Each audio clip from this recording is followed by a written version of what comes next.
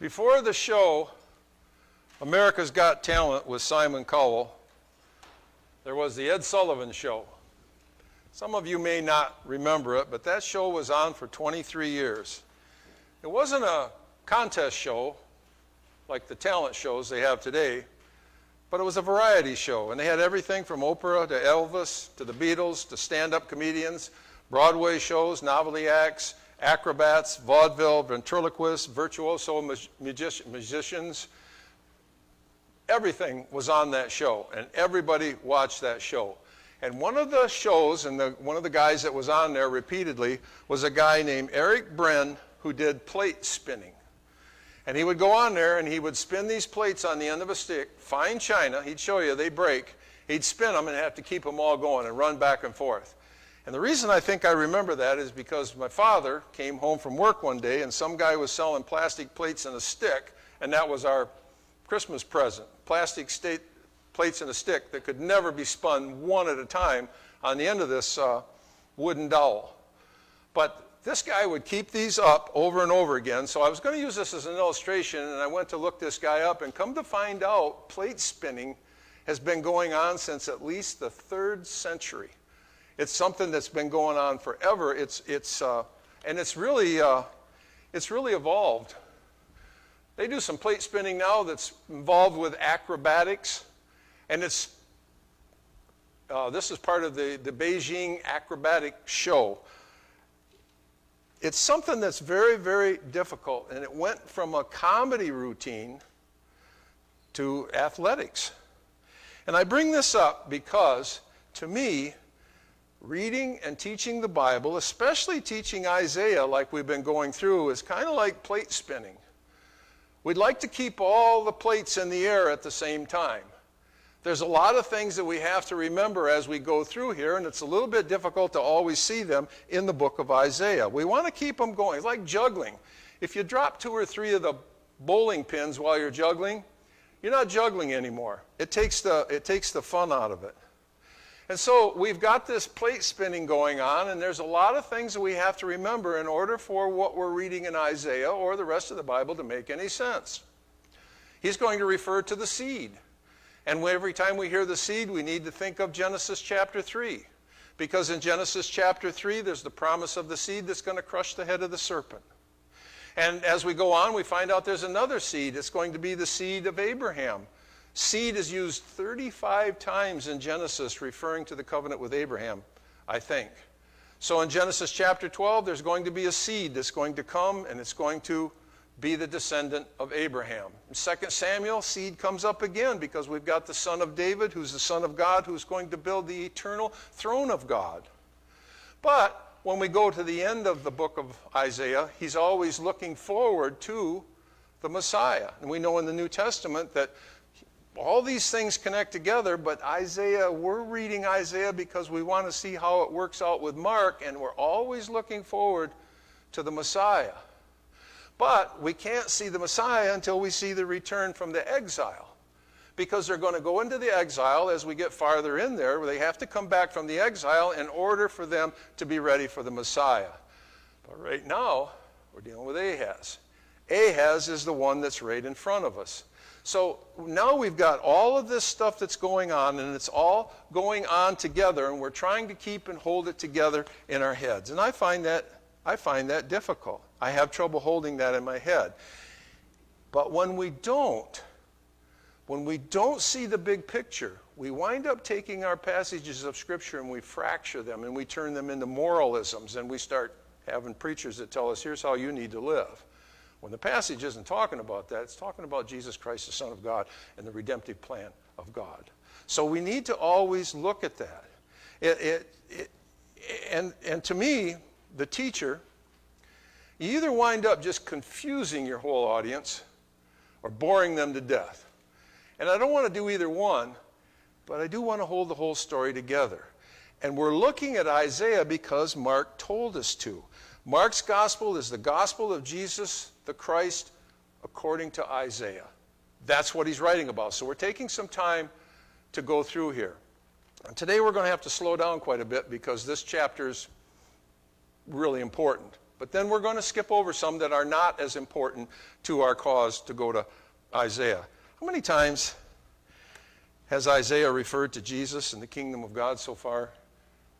How many times has he referred to the gospel so far in Isaiah? We're up to the 10th chapter. We just finished the 10th chapter last week. In chapter 1, he condemns Judah and Jerusalem in poetic language. And that's where most of us quit reading. What's that got to do with me? What's that got to do with anything? But then when he gets to chapter 2, he shows that Judah and Jerusalem are the place that the Messiah is going to come from, because all nations are now going to flow to them. So they have to exist. They have to be there. All nations, according to chapter 2, are going to come there. And then in chapter 4, he mentions this mysterious thing called the branch that's going to come up again in chapter 6. And there's an actual quote in chapter 6 where Jesus is going to use in Mark to say that nobody's listening to me. So we have a direct quotation from the 6th chapter of Jesus himself. And then in chapter 7, we have a famous passage about the son named Emmanuel, God with us. And we know that that one's pointing to Jesus because the New Testament comes right out and tells us that it is. Then in chapter 9, there's going to be a great light, and it's going to come to the Gentiles of Galilee. And Mark tells us that Jesus spends most of his time in Galilee. The first half of the book is all Galilee. He doesn't go to Jerusalem at all in Mark because he's trying to show us Isaiah's gospel. And Jim had an entire series on that on Wednesday night a few years ago, an entire series on the light coming to the Gentiles. But for today's passage, we want to remember this one from chapter 6, when God told Isaiah to preach and said they won't listen. And Isaiah says, how long am I supposed to do that? How long am I supposed to keep preaching when you said they're not going to listen, and my message is supposed to make them so they won't listen? And so the Lord answered and said, until the cities are devastated and without inhabitant, houses are without people, and the land is utterly desolate. The Lord has removed men far away, and the forsaken places are many in the midst of the land. Yet there will be a 10th portion in it, and it will again be subject to burning, like the terebinth of the oak, whose stump remains when it is felled. The holy seed is its stump. So he says, they're never going to listen. Keep preaching until the exile. Keep preaching until the land is destroyed, but there will always be a remnant. When you clear cut a land, you still got the stumps. If you've ever gone to an area where you were going to go fishing, where you fished last year, and you found out that the lumber company went and clear cut it all the way down to the river, the sun gets down and the brook trout die. But you can still see the stumps as far as you can look. So our ears always have to perk up when we hear about the seed. There's going to be a stump left. There's going to be a little bit left of Judah and Jerusalem. And it's going to be like a stump. And in that stump is the holy seed. So our story of the seed has got to hold together. We have to see that if we don't see that. So we've got these stumps. They're what's left over of the land of Judah. But in those stumps is the holy seed. Judah is the promised Messiah. And in that promised Messiah is the Jesus himself. He's going to completely eradicate the northern kingdom. They're not necessary to the plan of God. God's redemptive plan will not be thwarted. And later, Isaiah is going to spell this out very clearly in the 37th chapter. For I will defend this city to save it for my own sake and for my servant David's sake. So if we don't know the whole story, we don't see what he's saying there. The city will be defended for two reasons: God's own self, God's own covenant. So King Jehoram was Ahaz's great-grandfather. Absolutely evil beyond description. He got to the throne, or he was on his way to the throne, so the first thing he did is he murdered his 6 brothers so that they couldn't take the throne, so that he would get it. You want to be king? You kill everybody else that has a chance of being king. But what we have now is we have one of the most evil men that ever lived, and he's the only one that stands between us and Jesus. He's the last one. We're down to one man, and he is so evil, it's unbelievable. God did not kill him because now there's no one to put on the throne to get us to David's son, Jesus. The Bible literally says that when he died, there were no regrets. Not one person in the world was sorry that he died. And so in 2 Chronicles it says, "Yet the Lord was not willing to destroy the house of David because of the covenant which he had made with David, and since he had promised to give a lamp to him and to his sons forever." So that guy gets to live. As evil as he is, he gets to live. The seed is down to one man who is as evil as they come. And Isaiah will bring this up again when he's talking about Jesus, the suffering servant, passage that we're more familiar with. "Incline your ear and come to me. Listen that you may live. And I will make an everlasting covenant with you according to the faithful mercies shown to David." So it comes down to one man again. It always comes down to one man. But this time, it's the throne. Now, in chapter 11, we have another stump prediction. So we're looking at all this because Isaiah is going to bring this stump up again. So we have another stump prediction, but this time the stump prediction is more specific. "There shall come forth a shoot from the stump of Jesse, and a branch from his roots shall bear fruit." So now there's one stump. Before there was a whole field of stumps. There was a whole country of stumps, Judah and Jerusalem. And now it's not the stumps left over from Judah's exile and return. It's the stump that comes from Jesse, and we have to know who Jesse is because Jesse is David's father. So if we don't know these things, we can't read Isaiah. So now we've got one stump. This is a famous stump. It's in Stanley Park in British Columbia. It's over by Vancouver. Huge park, fifth biggest park in the world. Named after Stanley, the guy with the Stanley Cup from hockey. That was his park. His money put that up. And so out of this tall, tall tree that had been capped off, the tree starts living. This is the picture of Jesus. That's Jesse. That's David. That's the stump. There's one left, and he's going to be there, and he's going to come from that. So when Jesus comes, you really have a lot of clues. There's only a few people that can actually fit the bill. It got to come from David. They got to come from the kingly line, and David does. So who's the branch here? Isaiah has already told us that the branch is the holy seed back in the 6th chapter. That's the holy seed. The holy seed. The seed from the very beginning is now coming from the stump of Jesse, from the root of David. And that's the seed that was promised to Eve in Genesis chapter 3, verse 15. So now Isaiah has tied together Genesis 3:15. He's tied together Abraham's covenant. He's tied together the covenant and the Messiah of David. The seed of the woman, the descendant of Abraham, the descendant, son of David. And we know quite a bit about this branch from the other prophets. This branch comes up in other places. So we want to move out a little bit and see this. So what we have here, this is our timeline that we've looked at. And this is where Isaiah is in the timeline. And this is where Jeremiah is in the timeline. So Isaiah sees the end of the northern kingdom, but he doesn't see the end of the southern kingdom, but Jeremiah does. Jeremiah does see the end of the southern kingdom. So when he makes a prophecy about the branch, he's 100 years closer to the branch than Isaiah is.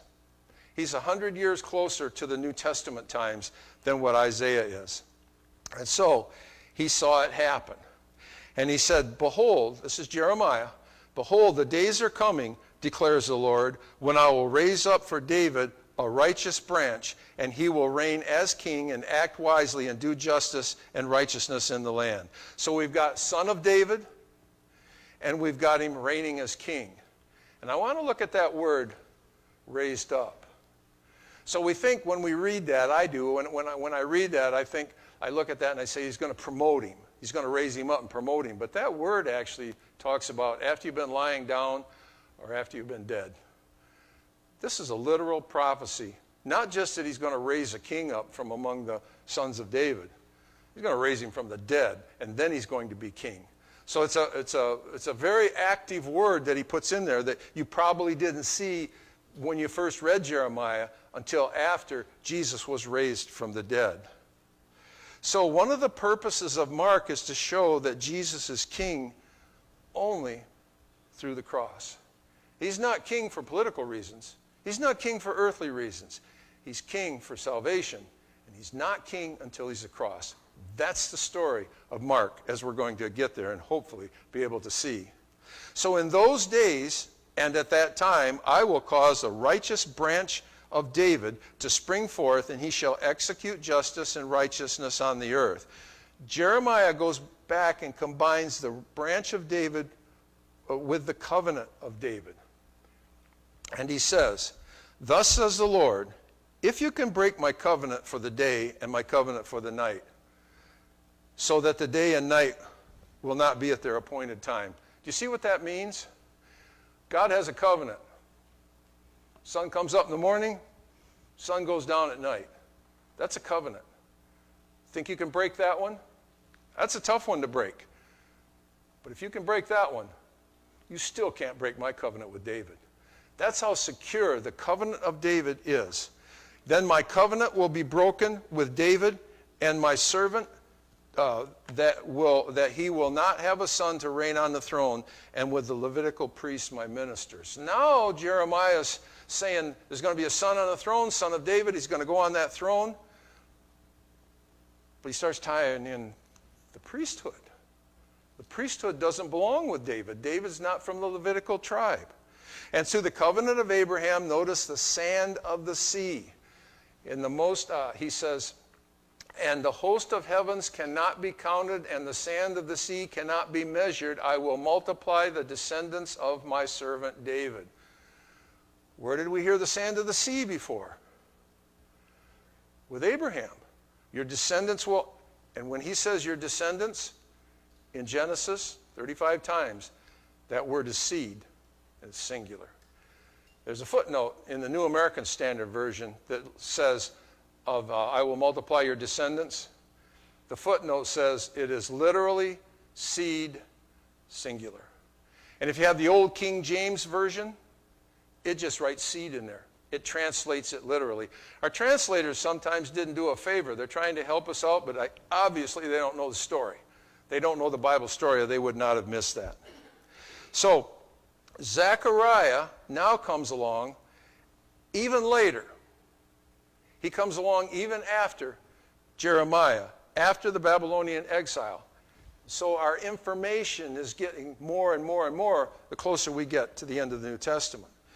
And he says, now listen, Joshua, the high priest, you and your friends who are sitting in front of you, indeed, they are men who are a symbol, for behold, I am going to bring my servant the branch. Notice these guys, they're a symbol. They're a type. When you start to teach now, after you've been teaching for 50-some years, you have people in your class that never in their life saw a typewriter, have no idea. Kids today, college students today, they write term papers with their thumbs on a phone. I wish I had that talent. I can't do it. If you get a text message from me, it's going to be impossible to read. Spelling wrong, big letters, capital letters, and all those other numbers like the stars and stuff like that, they'll all be in there too. So it's going to be tough to read. But they never saw a typewriter, so they don't know what you're talking about when you say type and anti-type. But these are the keys that would mechanically go up and slap the paper, and if you notice, the letters are backwards. That's the type. But when you read it on the page, that's the anti-type. So what we're seeing here is you guys are a symbol. The Levitical people were just a symbol. The priests and the high priests, they were a symbol. They were the anti-type, and until they strike the paper, we don't know what that type, that anti-type is. So the anti-type is the thing that we're looking for. That doesn't work. That illustration, all my illustrations don't work anymore as a younger generation. Things have changed fast. So in Zechariah chapter 3, the servant and the branch and the high priest are brought together. And we have a high priest not from Levi, but from Judah, and specifically from David. And it's a risen king. God's going to raise him up. So we have a risen king who, now that he's raised, he's going to be the son of David, he's going to be the Messiah, he's going to be the high priest. All that stuff comes out of that word, the branch, that Isaiah is talking about. He says, then say to him, thus says the Lord of hosts, behold, a man whose name is Branch. Now it's a proper name. It's not the branch anymore. His name is Branch, and he will branch out. Now we're using a noun and a verb. It's a play of words on there. The branch will branch. The branch will branch out from where he is. And what's he going to do? He's going to build the temple. Just like God told David his son would. He's going to build my temple forever. So the branch is a king in the line of David and Judah, but the branch will branch out from there, and he will also be the high priest, and the branch will branch out, and the noun becomes a verb, and he's going to build the temple. And that's what the priests of Jesus' day accused him of. That was why Jesus is on trial in Mark. So down toward the end of the book of Mark, here's their accusation. We heard him say, I will destroy the temple made with hands, and in 3 days I will build another one made without hands. Well, that's because he read Zechariah and Isaiah and Jeremiah, and they didn't. They missed that, even though I think we can see it's fairly clear, even though it's kind of spread out. Now, there's a few more things that Isaiah tells us about here in the 11th chapter about this branch that we need to know. First of all, the branch is a person. He says, then the shoot of Jesus, will spring forth from the stem, from the stump, and the branch will from his roots and will bear fruit, and the Spirit of the Lord will rest on him. It's a man. It's a human. It's going to rest on him. The Spirit is going to rest on him. And that is what Mark says. In those days, Jesus came from Nazareth of Galilee to be baptized by John in the Jordan, and immediately coming up out of the water, he saw the heavens open and the Spirit like a dove descending on him. Isaiah said the Spirit is going to descend on him, and Mark says that's what Isaiah said. That's what happened. The Spirit descended. And he goes on, and he says some things now that really get messed up in some of the premillennial doctrines. And the wolf will dwell with the lamb, and the leopard will lie down with the young goat, and the calf and the young lion and the fatling together, and a little boy will lead them, and the cow will bear their graze, and the young will lie down together, and the lion will eat straw like an ox, and the nursing child will play in the hole of a cobra, and the weaned child will put his hand in the viper's den. They will not hurt or destroy in all my holy mountain, for the earth will be full of the knowledge of the Lord as the water covers the sea. Mark brings this out, and it confuses everybody. And he was in the wilderness 40 days. After his baptism, he went into the wilderness 40 days. He was tempted by Satan, and he was with the wild beasts. So, if you read in the commentaries or you listen to some of these guys talk, they say Jesus is out there for 40 days fighting lions and mountains and tigers and bears. But that word with means amid, in the midst, and among, implying accompaniment. He's with those animals. He's not fighting them. So we saw in the very first class that the source critics go back and say, well, Mark must not have had the same information as Matthew did, because Matthew has a lot more information, and he tells it a little bit different. And Matthew doesn't mention this, so no telling where he got this. He must have got it from this invisible gospel called Q. But he didn't. He got it from Isaiah. He's telling the incident for a different purpose. He's pointing us to the fact that Jesus is the branch. He's the Messiah that Isaiah talked about because he's with the animals. And not only that, now he's back to the Garden of Eden. He's with the animals the way Adam was before they were taken out of the Garden of Eden, because God brought the animals to him and said, give them a name. He named them. They weren't attacking Adam. He wasn't fighting them. Jesus is the new Adam. Jesus is the final Adam. Jesus is the Messiah who comes in and he's with the wild animals. And Isaiah actually brings this up again toward the end of the book, I think. He said, The wolf and the lamb will graze together, and the lion will eat straw like the ox, and the dust will be the serpent's food. They will do no harm or evil in all my holy mountain, said the Lord. So the wolf and the lion don't do any harm, but what's the serpent doing? He's eating dust. What was the curse on the serpent? You'll eat dust all your life. This is the fulfillment here. Jesus is in the wilderness, and who's he doing battle with? Not the animals, not the physical world. He's doing battle with Satan, and Satan's going to eat dust. So Isaiah is telling us this story of how the branch is going to come about and what he's going to do. So Matthew and Mark are telling the same incident, that Jesus was in the wilderness, but they're telling it for different purposes. Not that they had different information, but that they had different purposes for telling that story. And we know that Isaiah is talking about the second Exodus, not the first, because he comes right out and tells us here in the 11th chapter. Then in that day, the nations will resort to the root of Jesse. That's what he's talking about, this branch, who will stand as a signal for the peoples. A signal for the people is the flag. This is where you gather. When the whole army gets lost, you shoot a flare in the air. You shoot a flare. I had a friend of mine that he never went hunting before, and they took him up north, and they said, what if I get lost? You're not going to get lost. There's fences, and you're not going to get lost. If you get lost, 3 quick shots in the air. So they took him out, they set him in their spot, and they didn't get back to their spots, and they heard bang, bang, bang. The guy was scared to death. There was a signal. There was a flare went up, because that's where you meet. That's where you come back. That's the signal. That's the flare. And so then he says, then it will happen on that day that the Lord will again recover the second time with his hand the remnant of the people. This is the second time. What's the first time? What's the first time God rescued his people? The Exodus. He took them out of Egypt. Where's he going to rescue them from this time? Babylon to start with, but he's going to eternally save them in the end. And so this remnant of people who remain from Assyria, Egypt, Pathros, Cush, Elam, Shinar, Hamath, all the islands of the sea, everybody's going to come here. So we have 2 things in here.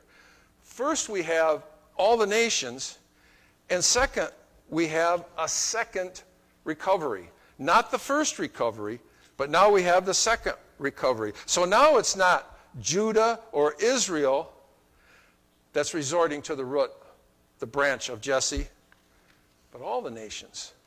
All the nations will come. And this root is the signal. It's the flag. Jesus and the cross are the flag that pulls everybody from the islands all over the world into one place so that they can see this. The root of Jesse is a who. He's a person. And the person will be the flag that draws all men to the nations. And it's going to happen a second time. Not like Egypt.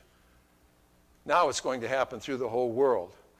When and where do we know that the people from the whole world came around the flag of Jesus? On the day of Pentecost. On the day of Pentecost. It's the crucifixion and the resurrection of Jesus that is the flag that shows that he's the fulfillment that's going to bring all the nations in there. Judah's going to be taken captive. And it's estimated that 90% of the people never come back. They're off in the land for 70 years. But then when they come to return, how does the Old Testament end in 2 Chronicles? Everybody come up. Everybody, that's how it ends. Everybody come back and build the temple. But they don't. They don't come back until the new temple comes in. It raises a standard on the day of Pentecost in Jerusalem, and all nations begin to flow to it. So in Mark, Jesus is going to make it a point to go to the Gentiles. In fact, a Gentile is the only person that Jesus tells to go and proclaim what he has done and who he is. He tells everybody not to tell him, including the apostles. When they figure out that Jesus is the Messiah, that he's fulfillment of the Old Testament, tells them, don't tell anybody. The only person he tells is the Gentile.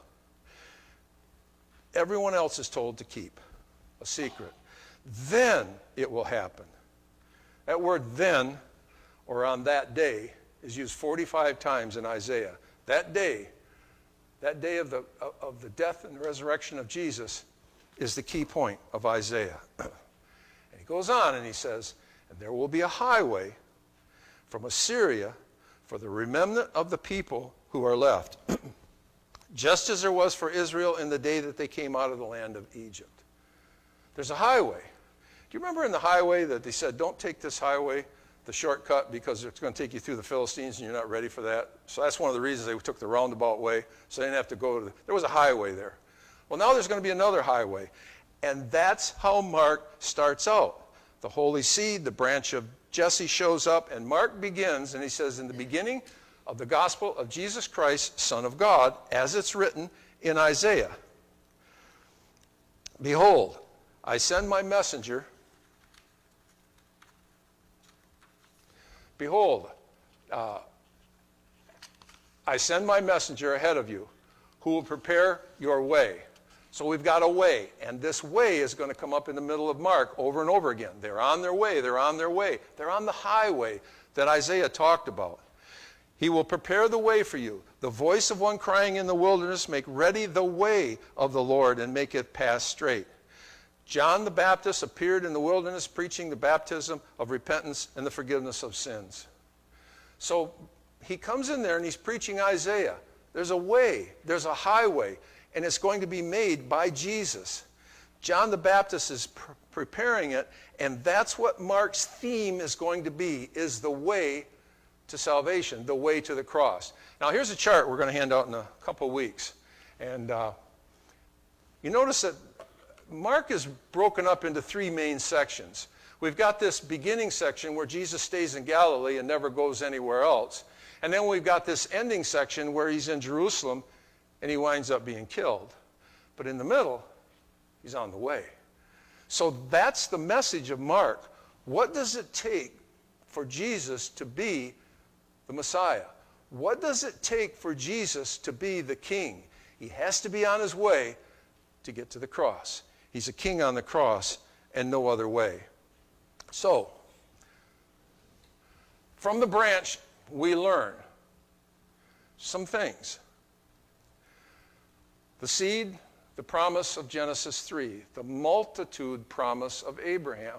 They're going to come from the survivors of Judah, and not just Judah, but more specifically David, and he will reign as king because from him will come the seed, the holy seed.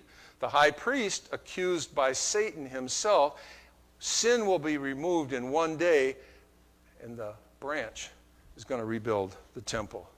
And so there, we've got a lot of stuff that we covered in the 11th chapter. And it feels like we're just spinning. We've got to keep all the parts in the air to understand it. Now, chapter 12 just makes a break, takes a breath, and sings praise to God. Then you will say on that day, I will give thanks to you, O Lord. You see, there's going to be a highway, and it's going to be on that day, just as there was for Israel in that day when they came up out of the land of Egypt. And here's the verse that I want to leave us with today in the 12th chapter in the praise of God. He says, cry aloud and shout for joy, O inhabitant of Zion, for great in your midst is the Holy One of Israel. Here's the Holy One of Israel. Remember we said this is the most used phrase by Isaiah. The Holy One of Israel. It's the most used phrase. And what's he doing here? He's in the midst of his people. That's the answer to our problem. How does a holy God dwell with an unholy people? Through the branch. Through the Messiah that's to come. There's a highway for the branch of the stump of Jesse. And that's what Mark is trying to show. Thanks for coming.